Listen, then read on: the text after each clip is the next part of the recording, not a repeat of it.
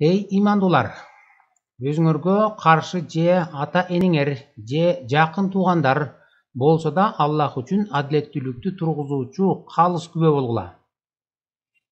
Эгер бай же кедей болсо, Аллах экөөнүн тең артыгыраак. Адилеттүү болуңар да көңүлүңөргө ээрчибегиле. А эгер силер тайсалдасаңар же баш тартсаңар, анда Аллах силердин эмне кылганыңардан толук кабардар. 4-сүрө 135 аят бизге ушундай сөздөрдү айтат экен. Бул эмне жөнүндө айтылып атат деген суроого Элмир Кулиевдин орусча которгон Куранында аркасында хадистер менен түшүндүрмөлөр берилет. Анда мындай деген окуя баяндалып атат. Мухаммедке бир аялды алып келишиптир. Ал аял уурлуктан кармалыптыр. Уур кылып аткан жерден. Анан элдер ага боор оруп, муну кантип эми ушундай колун кескен жазадан сактап калабыз деп бири-бири менен сүйлөшүп, анан балким Аллахтын элчиси кечирер, ырайым кылат го деген үмүт менен Мухаммедке алып келишет. Анан Мухаммед эмне дейт? Ал жөнүндө биз мындай деп окуйбуз. Ошол эле биз окуган аятка Элмир Кулиевдин орусча которгон Куранында 672 бетте 180 хадис деп ачсаңар, ошондо мындай деп жазылат. Посланник Аллаха встал и обратился к людям с проповедью.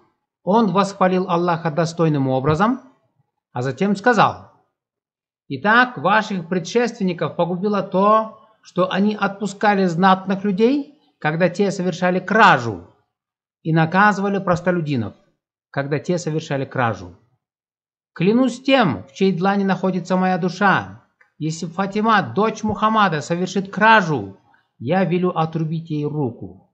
Затем он приказал отрубить руку женщине, которая совершила кражу, и люди тотчас выполнили его приказ. Аллахтын элчиси туруп мындай деди: силер бай адамдар болсо, белгилүү адамдар болсо аяп коюп, жөнөкөй адамдардыга жазага тартысыңар. Ошол силерди бузуп атат. Мен Аллахтын ысмы менен ант беремин. Эгерде Фатима, Мухаммеддин кызы дагы уурлук кылган болсо, анын колун мен кестирем. Ошондуктан бул аялдын колун кескиле деди. Адамдар ошол замат барып, анын буйругун аткарып, уурлуктан кармалган аялдын колун кесип таштады дейт. Бул ошол уурлуктан кармалган аялдын кармап келсе, Мухаммед эч кимди аябагыла, бай кедейине, белгилүүсүнө дагы, жөнөкөй адамына дагы аябай туруп, туугандарыңар болсо дагы аябай туруп, алардын колун кескиле деп, анан бул аялдын колун кестирди. Өткөн сабакта видеодон көргөндөй, кандай колдорун кессе, ушуну элестетип көрсөңөр болот. Аял кишинин дагы колун кестирди. Эми бул окуя бүттү. Бул Мухаммед эч кимди аябагыла деп туруп, башка бирөөнүн жада калса аялдын дагы уурлуктан кармалган колун кестирип таштады. Эми биз башка бир окуяга көңүл бурсак, ал башка аятта жазылган да. Ал Курандын 3-сүрөсү 161 аятында мындай деген сөздөр жазылат. Бир да пайгамбар олжодон жашыруун алган эмес.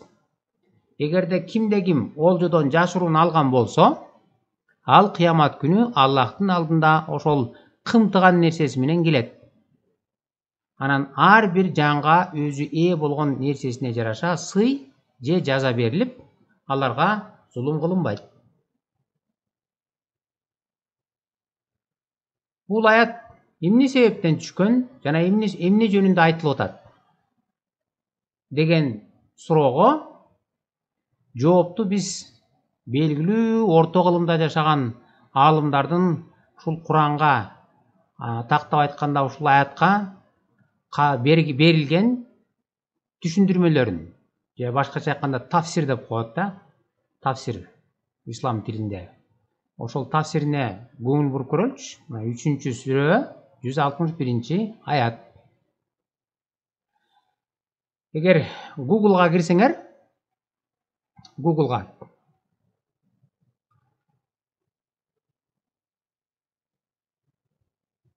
тафсир англисче жазсаңар, тафсир Ибн Касир десеңер, Ибн Касир деген ким болду эле? Биринчи таанышып алсак, бул тафсир мына тафсир менен Ибн Касир менен таанышсак, Ибн Касир исламский ученый, правовед, историк, хафиз, толкователь Корана и хадисов.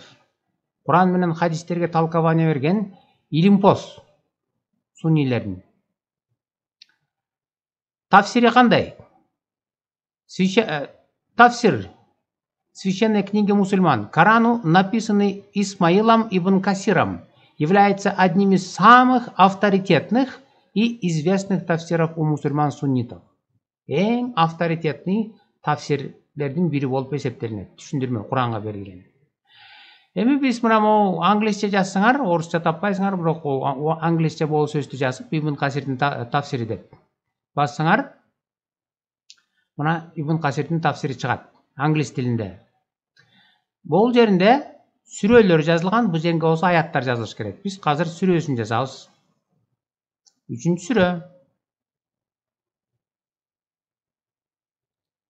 Андан кийин аят деген жерине 161 деп жазабыз.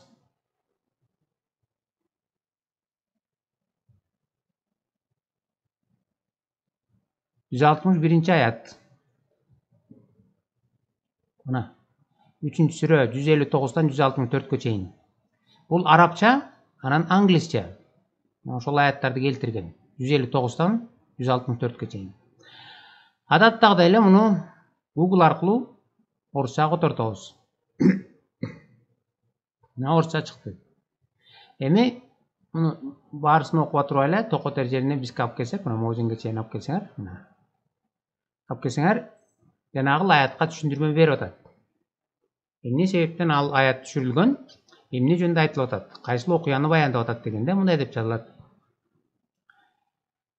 Ни один пророк не вправе незаконно забирать часть добычи деген аятка был раскрыт в связи с красной мантией, которая пропала из военной добычи Бадра, некоторые люди говорили, что его мог забрать посланник Аллаха. Когда распространился этот слух, Аллах не спаслал аят. Пророк не вправе незаконно отнимать часть добычи, и кто бы не обманул добычу, он принесет в день воскресения то, что он взял.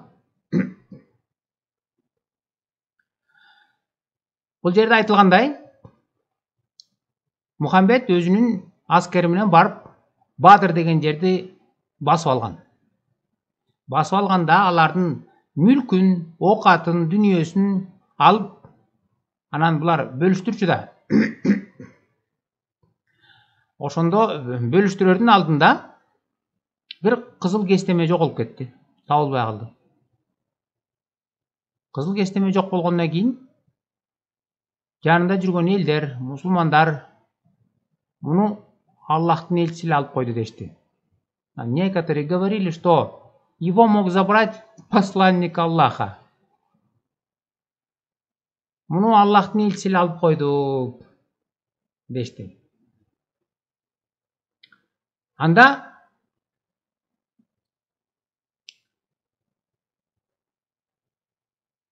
Аллахтын элчиси мындай аят түшүрүп атат. Аллах. Пророк не вправе незаконно отнимать часть добычи, и кто бы не обманул, взял добычу, он принесет в день воскресения то, что он взял. Пайгамбар алмак эмес мындайды. Эгерде ким алган болсо, ал кыямат күнү ошол кесте менен алып келет.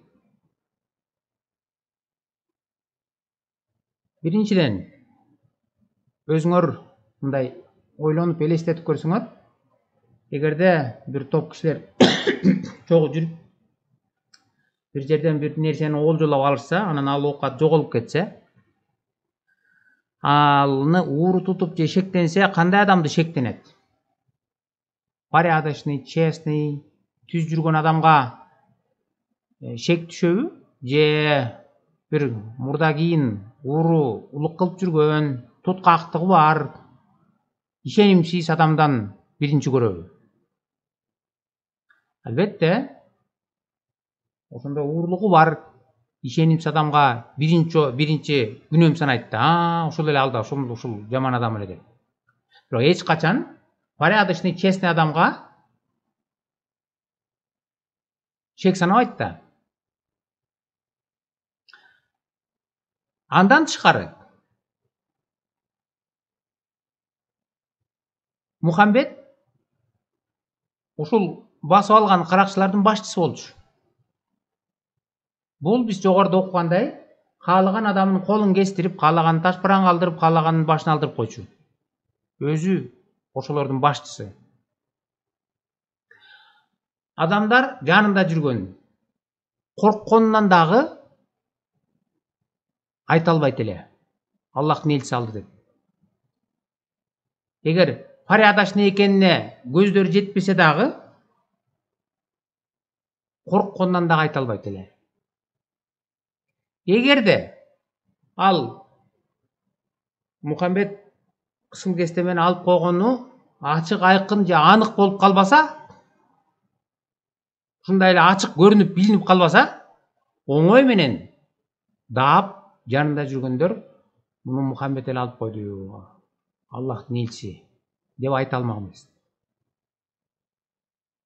Бирок ошого карабастан сыягы анын алып койгону ушунчалык ачык, айкын болсо керек. Ошондуктан пайгамбар болгонуна карабастан, каракчылардын жетекчиси болгонуна карабастан, алар айтып атат бул жерде. Некоторые говорили, что его мог забрать посланник Аллаха. Муну Аллахтын элчиси алып койду дешти. Ошондой дегенде эмне болуп атат? Эгерде уурдаган болсо бир нерсени, анда исламдын жобосуна ылайык Мухаммед өзү айтып, өзү ошондой жогоруда биз аятта окугандай эч кимисин аябай, байына да, кедейине да, пайгамбарына да, жөнөкөйүнө да карабай туруп колун кестириш керек да. Анда окуя кандай болуп өнүгүп атат? Анда Аллахтан аят түшүптүр. Не деген аят?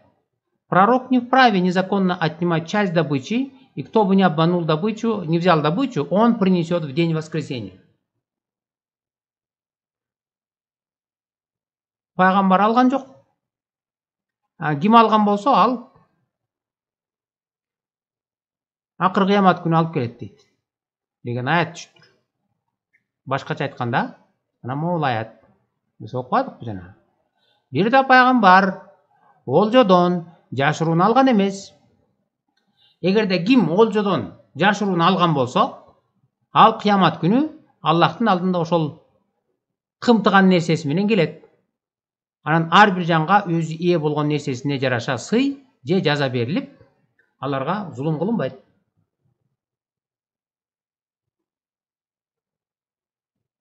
Суроо туулат. Эгерде бул аятты ким түшүрүп атат? Айтымында Аллах өзү аят түшүрүп атат. Мухаммед алган жок, ал кысыл кесте менен. Эгер Аллах чын эле ушул аятты түшүрүп аткан болсо, анда ойлонуп көргүлөчү, Аллах деген бул ким? Бул Кудай деп атат да. Кудай деген бул бардыгын көрүүчү, билүүчү.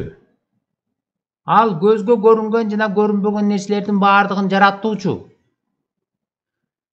жер, суу, тоо ташты, күндү, айды, жылдыздарды, бардык галактиканы жараткан.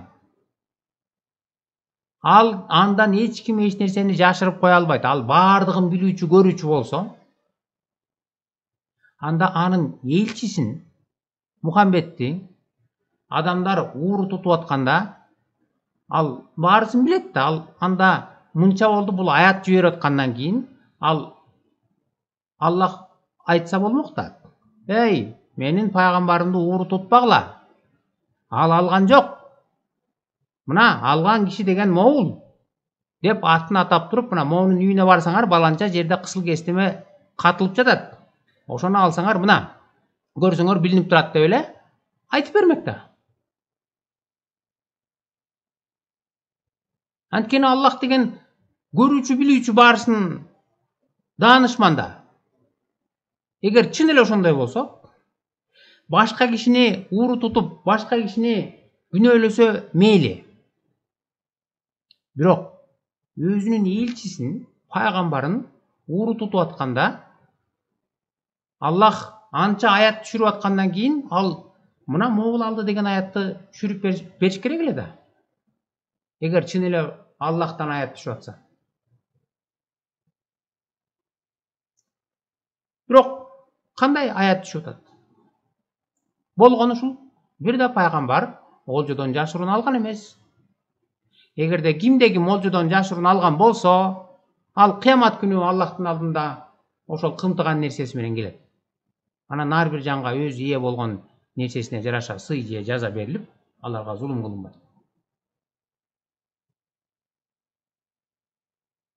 Болгон ушул аят түшүптүр. Мухаммед алган эмес деп.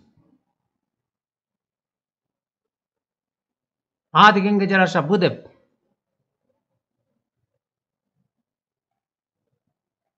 Мухаммед алган эмес алган эмес болсо, алган киши мына могу деп айтып бериш керек эле да.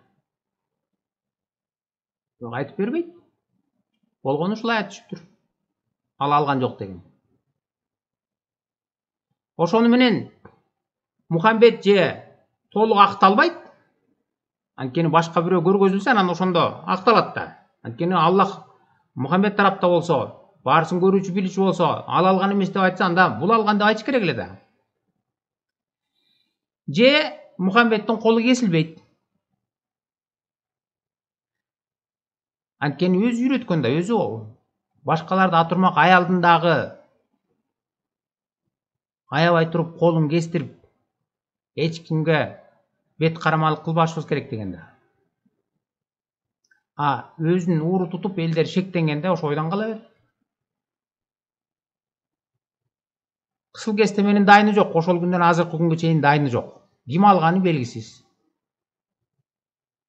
Ким алды десе, Аллахтан аят түшүптүр, аны Аллахтын элчиси пайгамбар алган жок. Анан ким алган болсо, ал кыямат күнү келет экен. Ошол кестемени көтөрүп алып.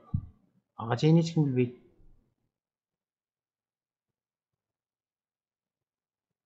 Элдер болсо кала берди. Муну Аллахтын элчиси эле алып койду деп. Болду. Өткөн сабакта айтпадык беле? Биз эч качан мындай исламдыгынга терең кирип, адамдардын колун кесип, анан ташбаран кылган деңгээлге түшө элекпиз. Кудай ылайым эле бизди ошондой деңгээлге түшүрбөсүн, сактасын бизди, светтик бойдон эле калалык. Бирок жөн эле элестетиш үчүн айтып атам да, түшүнүш үчүн. Эгер ошондой деңгээлге түшүп кеткенде дагы эч качан чиновниктердин, колунда бийлиги барлардын, молдолордун колдору эч качан кесилбейт. Показной көрсөтүп коюш үчүн, көрсөтмө кылыш үчүн гана жөнөкөй адамдардын колдору кесилет, кичинекей балдардын, алсыз, бечаралардын колдорун кесет, башкалардыкы кесилбейт. Анткени бул Мухаммедте учурунда ошондой болгон, ошондон азыркы күнгө чейин ошондой келатат. Балким кээ бириңер күмөн санашыңар мүмкүн. Ибн Касирдин тафсири кандай деп. Бирок Ибн Касирдин тафсири бул эң авторитетный деп эсептелген. Келгиле башка тафсирге да кирип көрөлүк. Ал Жалалайн деген бар. Бул дагы арабтардын өздөрү, мусулмандар өздөрү киргизип койгон тафсир Ал Жалалайн англисче жазып туруп бассаңар бул чыгат. Бул жерден могул мына тафсир деген сөздү бассаңар тафсир чыгат. Бул жерге сүрөсүн жасабыз. Мына сура деп атпайбы? Бул жерге сүрөсүн жазгыла. 3-сүрө.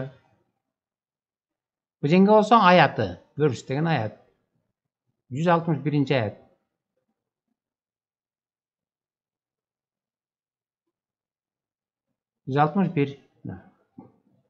Yani display desеңер чыгат. Муну орусча котортуп алабыз. Ал Жалалайнды окуп көрөлүк. Ал эмне деген ушул аятка түшүндүрмө берип атат. Когда в день Бадра пропала какая-то красная бархатная ткань, и некоторые люди начали говорить, возможно, пророк взял ее. Было обнаружено следующее. Юкхалла приписывают ему гулул, мошенничество, как вероломное в отношении добычи. Поэтому не предполагайте этого с его стороны. Тот, кто обманывает, принесет то, что он обманул в день воскресения, неся это на своей шее. Тогда каждой душе, обманщику и тому подобному будет выплачено в полном объеме возмездие за то, что она заработала тем, что она сделала, и ни в чем их не обидят. Бұл жерде сілер оқығанда эле ошону эле айтып атат. Бадра деген жерде басып алып туруп, олжону бөлүштүрүп келгенде кызыл кестеме жок. Анан элдер айрана чөйрөсүндөгү айта баштады. Муну пайгамбар эле алып койду дешти. Анан ошондо ал турмак айта баштады. Бул деген мошенник деп. Мошенничество. Бул мошенник. Алдап атат, алдап. Өзүнө ыйгарып алды, урдап кетти деп. Анан анда ушул аят түшкөн дейт. 3-сүрө 161-аят түшкөн. Анда эмне дейт? Бир да пайгамбар жашыруун алган эмес. Эгерде кимде ким олжодон жашыруун алган болсо, анда кыямат күнү Аллахтын алдында ошол кымтыган нерсеси менен келет. Элдер болсо кала берди. Муну Аллахтын элчиси алып койду деп. Ошол күндөн азыр күнгө чейин белгисиз ким алганы. Анан эми өзүңөр акылга салып ойлонуп көргүлөчү. Эгер Аллах түзмө-түз байланышта болуп атса Мухаммед менен, Мухаммед анын элчиси болсо, башка бирөөнү коюп ал өзүнүн элчисин акташ үчүн аят түшүрмөк да. Мына могул алган барсаңар турат деп. Андай аят жок. Болгон ушул экен. Пайгамбар алган жок деген.